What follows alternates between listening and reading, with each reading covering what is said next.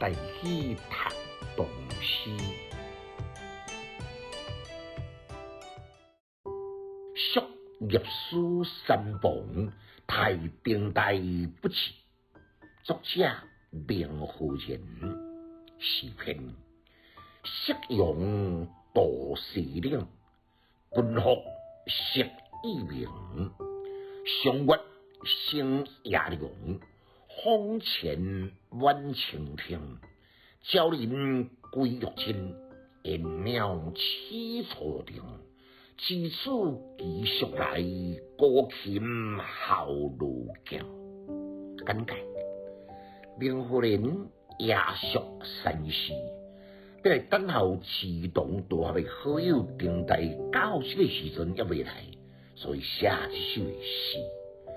按夕阳落下西边的山岭，千山万伏，慢慢拢到伫昏暗的迹象。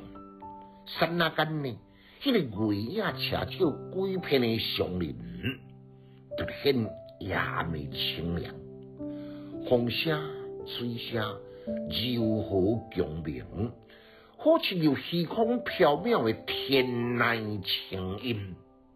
夜幕低垂，毋那敢若山顶的茶夫拢总转去咯，烟霭中的鸟只也全部归巢安歇。好朋友丁代约定要来这个诗的晓暗，到这个时阵也未来，伊不急不速，独自抱琴，伫路径的路口来等候。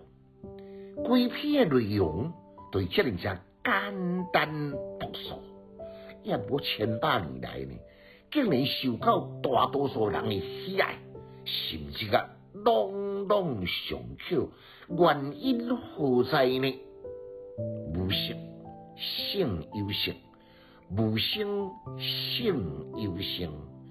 明和人的田野山水诗的风格呢，将夕阳西沉、君服未分、上林月出、风吹清泉等，描绘得个入木三分。